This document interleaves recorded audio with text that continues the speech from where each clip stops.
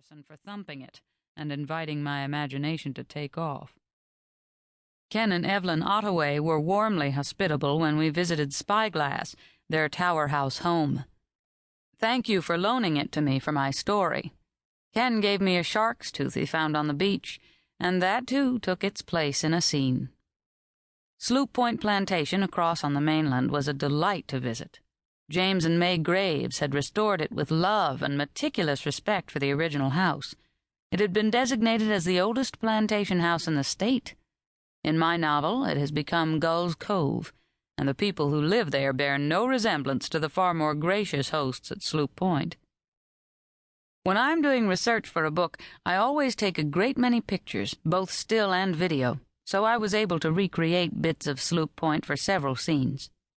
I want to thank Ralph and Betty Shipton, whose beautiful, modern house across the Sound from Topsail we were able to visit.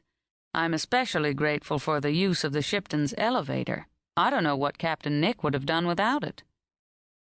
The manager and staff of the handsome Soundside restaurant were especially helpful, inviting us in during off hours to take pictures.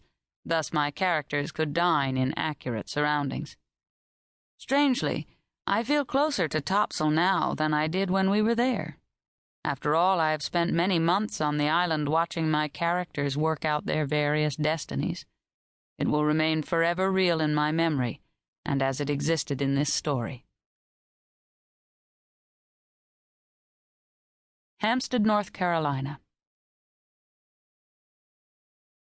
She must be stopped from coming here. We must stop her. We don't want her here, Rice. Louise Trench, a woman obviously accustomed to getting what she wanted, spoke across the room to her husband. Rice Trench wished that his father's money didn't matter so much to Louise, but he had always known that it would. In her mid-50s, she was still beautiful, and all too well aware of the fact. Her hair had been kept carefully blonde, and her face was still smooth, as though all strong emotion had been suppressed. She had never grown fat, and her figure was perfect in her expensive, well-cut clothes. Rice, too clever for self-deception, had known why she'd married him, but her beauty had captured him from the first, and he'd been lonely since Ellen's death. The three people in the long living room at Gull's Cove stood apart, but they were all looking out a window toward the beautiful rippling water of the Sound. Richard Merrick, the Trench attorney and friend, turned to pick up Louise's words. It's too late to stop her. Mrs. Knight received my letter, and her plane from California is due to land in Wilmington in a few hours. At least she can be discouraged from staying, Louise insisted. We need a plan. My father is dying, Rice said, and he's the one she's coming to see. She won't be here long. He just wants to talk to her about Susan. Rice still looked devastated whenever he spoke his daughter's name. He knew she was dead. He had felt the loss of her from the first, though it was something his father, Nicholas, had never accepted. The tie between Nick and his granddaughter had been unusually close, and throughout Nick's recent long illness he had spent thousands of dollars to find out why she had disappeared. Sending for Hallie Knight, his granddaughter's oldest friend, was nothing more than a foolish last attempt, but perhaps the most threatening in Louise's eyes. "Nick will live forever," she said tartly. "I hope that's true," Richard said, picking up his raincoat and briefcase.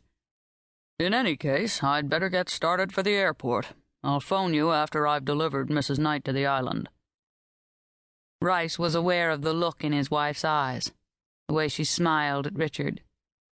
He'd seen that look before, whenever a handsome man was in her vicinity, and as always he held his anger deep inside.